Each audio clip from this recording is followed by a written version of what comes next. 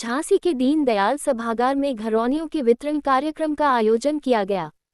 कार्यक्रम में प्रधानमंत्री नरेंद्र मोदी के दिल्ली में घरौनी वितरण कार्यक्रम का वर्चुअल प्रसारण किया गया। इसके बाद झांसी के लाभार्थियों को स्थानीय सांसद अनुराग शर्मा की मौजूदगी में घरौनी वितरित किए गए। घरौनियों का वितरण करने के बाद नशा मुक्ति की शपथ दिलाई गई। कार्यक्रम में कमिश्नर बिमल कुमार दुबे, मेयर बिहारी लाल आर्य समेत स्थानीय जनप्रतिनिधि, विभागीय और प्रशासनिक अफसरों के अलावा ग्रामीण क्षेत्रों से आए लाभार्थी उपस्थित रहे। और इसी क्रम में हम अपने सदन को उनके घर का कानूनी प्रमाण दिया जा सके। कहीं इनको घरौनी कहते हैं, कहीं अधिकार अभिलेख कहते हैं, कहीं प्रॉपर्टी कार्ड कहते हैं, कहीं सभी माननीय अतिथिगणों को बताना चाहूंगा कि आप सभी लोगों से अनुरोध है, एक स्वच्छता की शपथ ली जाएगी, तो कृपया अपने और आपको ये हमेशा लगेगा कि इन बच्चों को मैं कुछ दे के जा रहा और उसके दूसरे का कब्जा नहीं।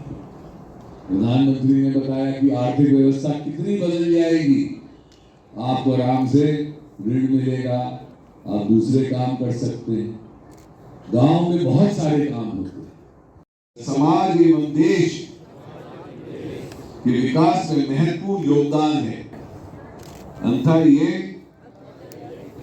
अति आवश्यक है कि नशा करते हुए हम आज नशा मुक्त भारत अभियान समुदाय, परिवार, मित्र, बल्कि अपने आप से होनी चाहिए। इसलिए आइए हम सब मिलकर 1.5 लाख से अधिक संपत्ति कार्ड हमारे जिले में बंट रहे हैं और 1 करोड़ पूरे उत्तर प्रदेश में बांटे जा रहे हैं। हिंदुस्तान में 2 करोड़। तो आप ये मान सकते हैं कितनी बड़े स्तर पे ये कार्य हुआ है।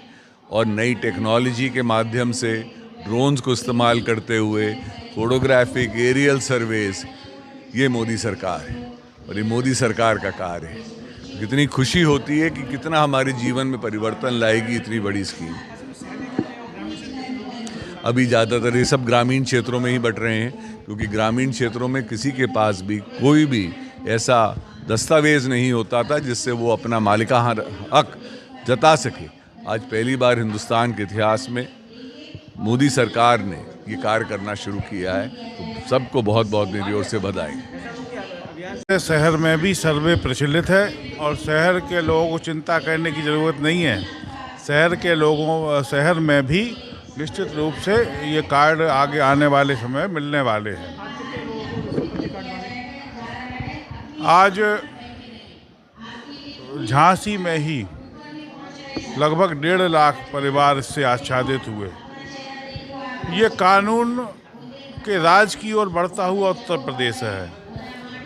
आज जब ये संपत्ति विवाद गांव-गांव में ख़त्म हुआ है तो उन्हें अधिकार पत्र दे दिए गए, तो निश्चित रूप से प्रशासन में रेवेन्यू का काम कम हुआ, पुलिस का काम कम हुआ, गांव में सौहार्दपूर्ण वातावरण की स्थापना हुई।